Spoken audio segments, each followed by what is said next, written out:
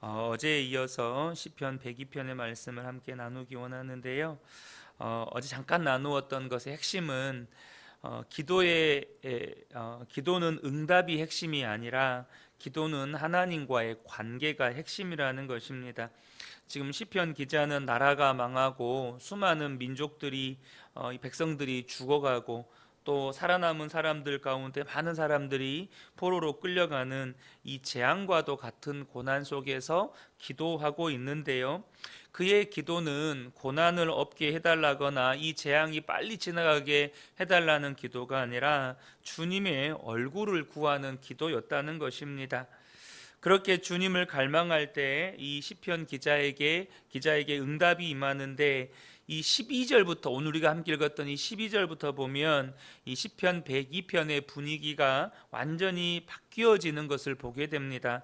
당장 12절부터 보면 하나님을 향한 찬양의 고백이 나온다는 것이죠. 12절에 보면 여호와여 주는 영원히 계시고 주에 대한 기억은 대대에 이르리이다.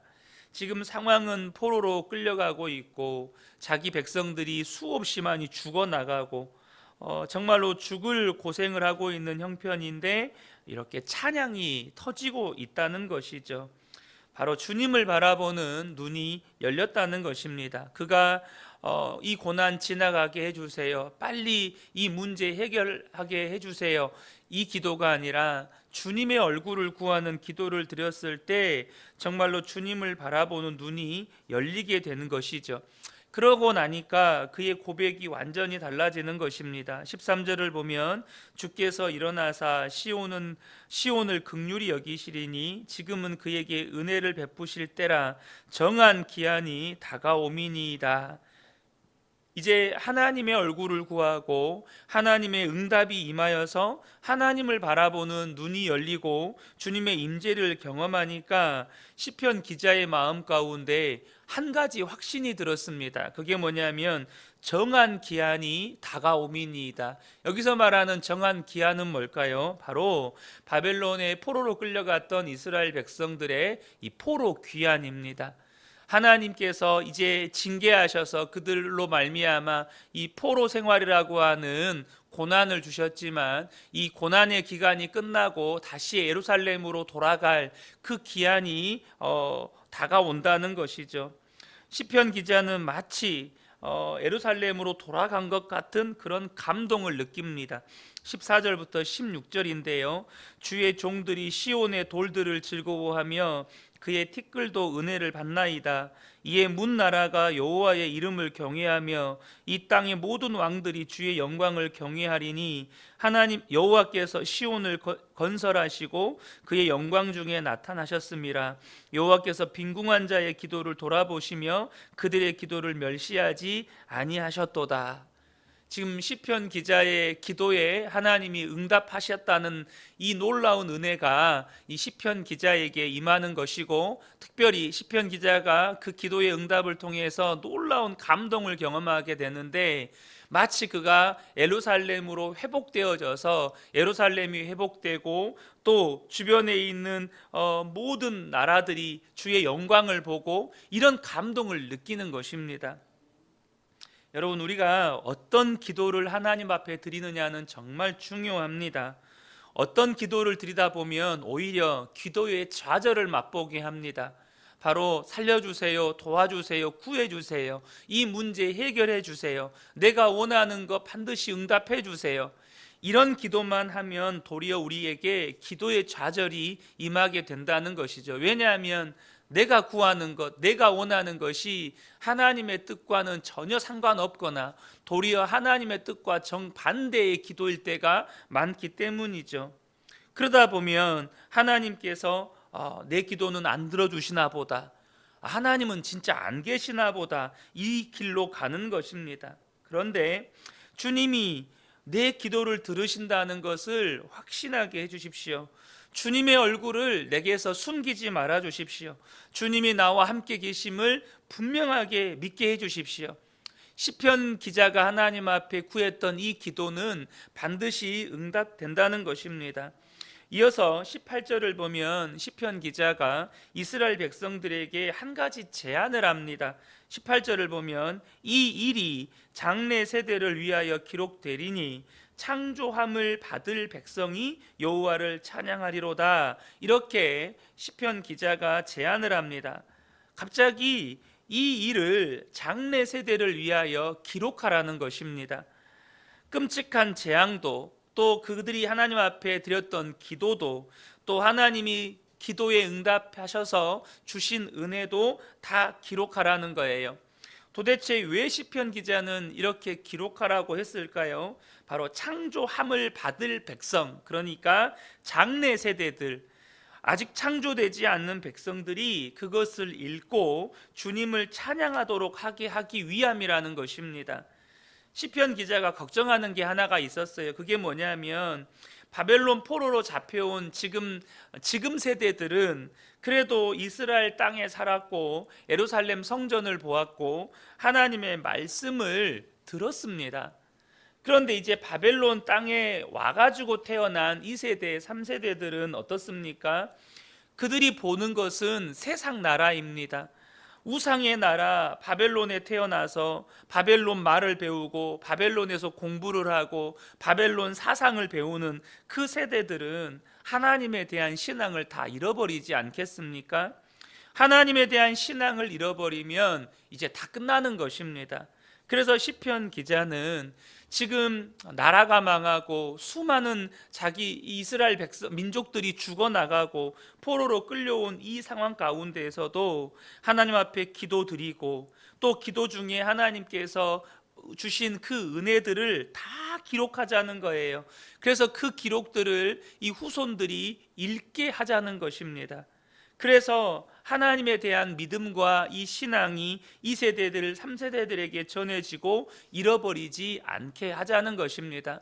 사랑하는 성도 여러분, 여러분이 여러분의 주어진 인생 가운데 하나님께서 주셨던 그 은혜들을 여러분 다음 세대들이 읽을 수 있게 해 주십시오.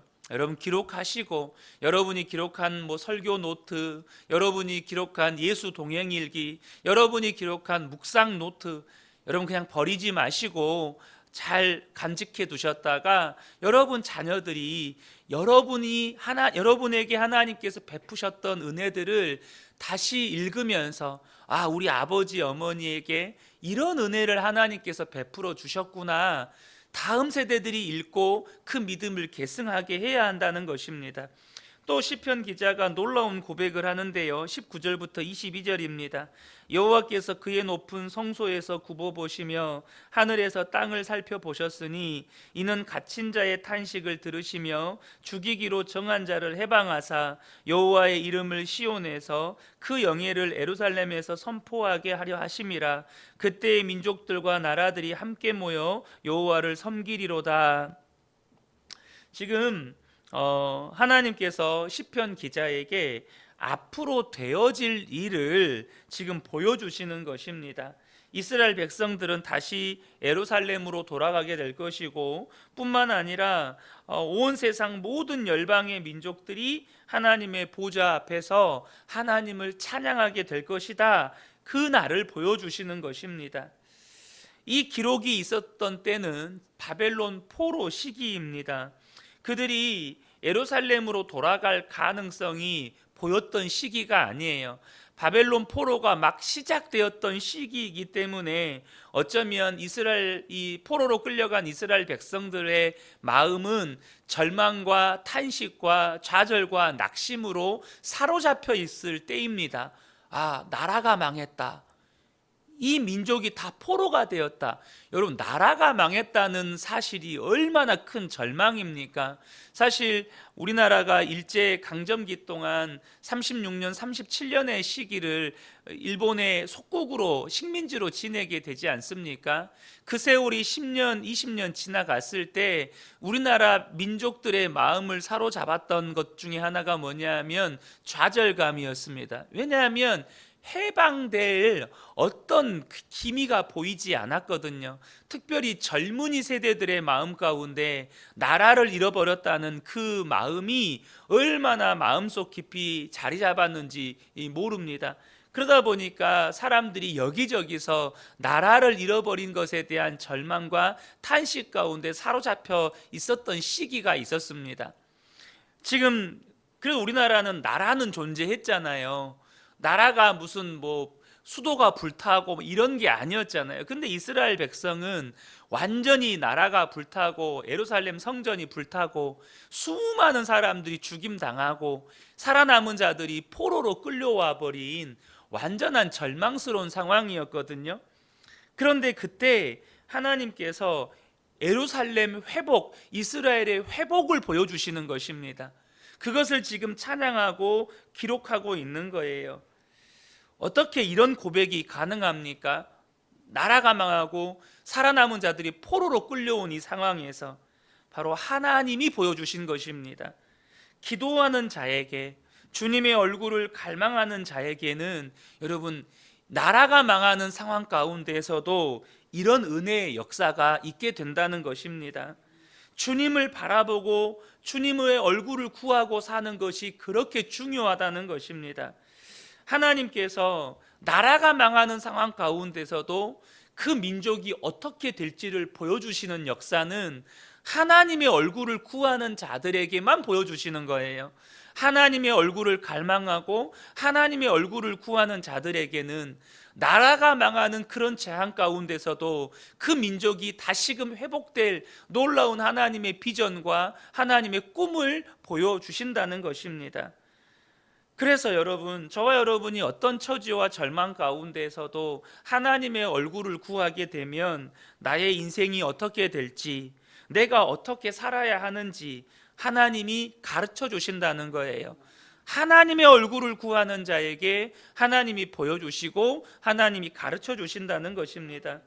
어떤 학자들은 이 시편 102편을 다니엘이 썼을 것이라고 추측을 합니다.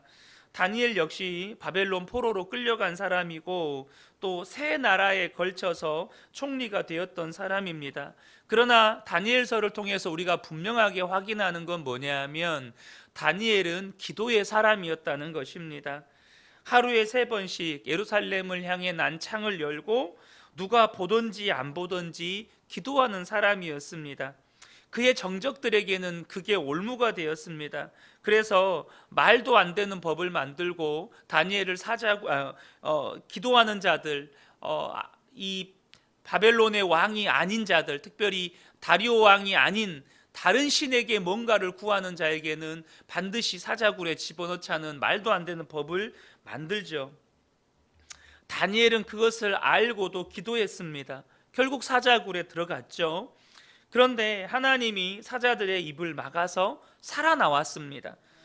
여러분, 다니엘이 어떻게 이렇게 할 수 있었습니까? 사자굴에서 이렇게 살아나왔다, 이건 하나님이 하시는 일이잖아요. 근데 다니엘이 한 일은 뭡니까? 사자굴에 들어갈 걸 알고도 기도한 것입니다. 사자굴에 들어갈 것을 알고도 기도한 거예요. 어떻게 그렇게 할 수 있었습니까? 다니엘서를 보면 그가 기도를 통해서 하나님께 받은 은혜들이 기록이 되어 있습니다. 그 은혜의 기록이 뭡니까? 먼저 그는 하나님의 나라를 보았습니다. 그리고 이스라엘의 회복을 보았습니다. 그러니까 하나님의 나라를 보고 70년 뒤에 이스라엘이 다시 예루살렘으로 돌아갈 것을 보았어요. 뿐만 아니라 마지막 날에 하나님께서 하나님의 나라를 이 땅에 임하게 하실 것을 다 보았습니다. 그러니까 사자굴에 들어가는 것이 두렵지가 않은 거예요. 하나님 나라를 보고 마지막 때에 또한 하나님께서 영원한 하나님의 나라를 이 땅 가운데 임하게 하실 것을 보고 70년 후에 이스라엘의 회복을 보니까 사자굴에 들어가는 것도 무섭지가 않은 것입니다. 주님의 얼굴을 바라본 사람, 살아계신 하나님이 나와 함께 계심이 진짜 믿어지는 사람에게는 이제 고난이 문제가 안 된다는 것입니다. 왜 우리가 흔들립니까? 확신이 없어서입니다.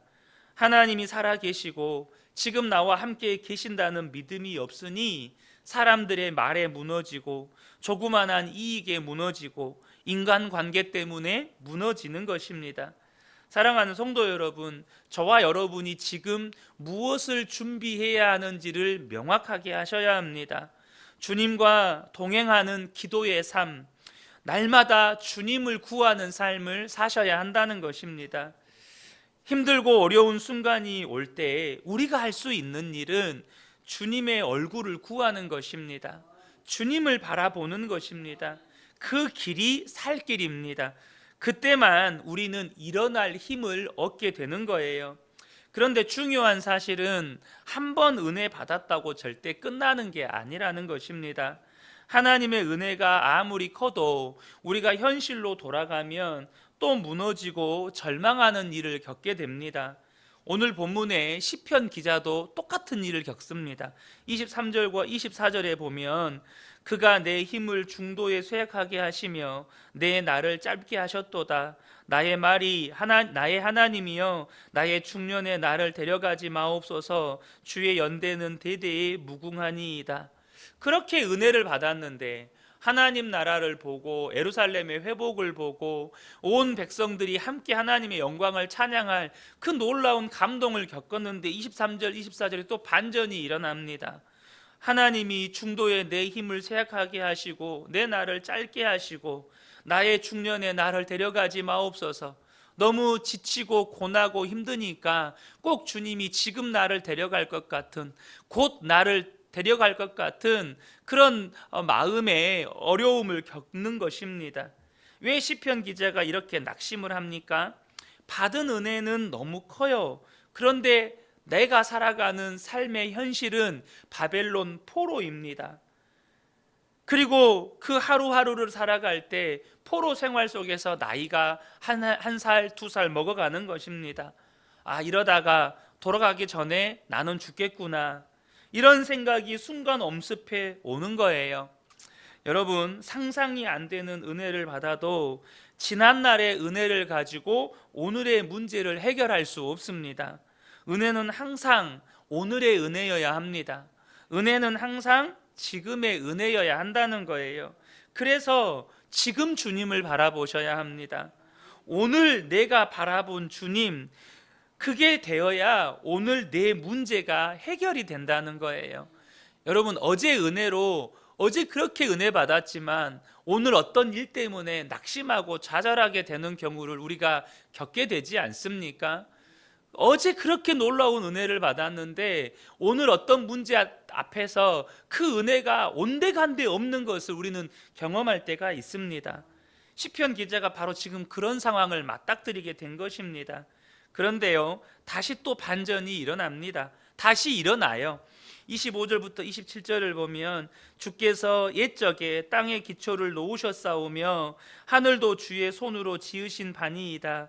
천지는 없어지려니와 주는 영존하시겠고 그것들은 다 옷같이 낡으리니 의복같이 바뀌면 바뀌려니와 주는 한결같으시고 주의 연대는 무궁하리이다.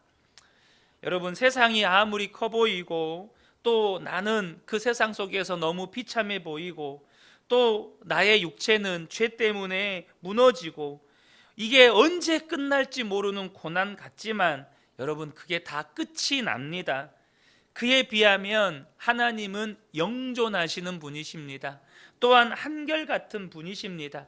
시편 기자가 그 주님을 바라보니까 한결같으신 주님, 영존하시는 주님을 향한 믿음이 일어나는 거예요. 그리고 놀라운 고백을 합니다. 그게 28절입니다.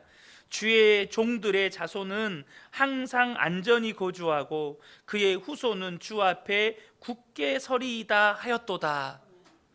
여러분, 얼마나 놀라운 고백입니까? 여러분, 이제 저와 여러분의 기도가 먹고 사는 문제를 뛰어넘어야 합니다. 단지 문제 해결해 주세요, 이 기도를 뛰어넘어야 합니다. 오늘 28절의 말씀처럼 우리 자녀들이 영원히 복을 받을 수 있을 만한, 우리 자녀들에게도 복이 될 만한 기도로 바뀌어야 한다는 것입니다. 우리가 하나님 앞에 섰을 때 하나님 앞에서조차 기뻐하고 자랑이 될 수 있는 그런 문제로 하나님 앞에 기도할 수 있어야 한다는 것입니다. 그 기도가 무엇입니까?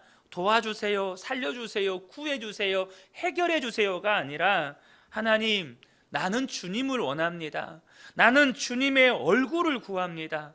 내 평생에 날마다 한순간도 빼먹지 않고 한순간도 빠지지 않고 내가 주님과 동행하며 살고 싶습니다. 바로 이 기도가 하나님을 기쁘시게 하는 기도일 뿐만 아니라 반드시 응답받는 기도요. 오늘 28절에 시편 기자의 고백처럼 우리 자손들도 복을 얻게 하는 기도라는 것입니다. 반드시 응답받습니다. 사랑하는 성도 여러분, 저와 여러분의 삶 가운데 이렇게 하나님이 기뻐하시는 기도를 통해서 우리 자손들까지도 복을 얻게 되는 그런 은혜가 있으시기를 예수님의 이름으로 축복합니다. 아멘. 기도하겠습니다.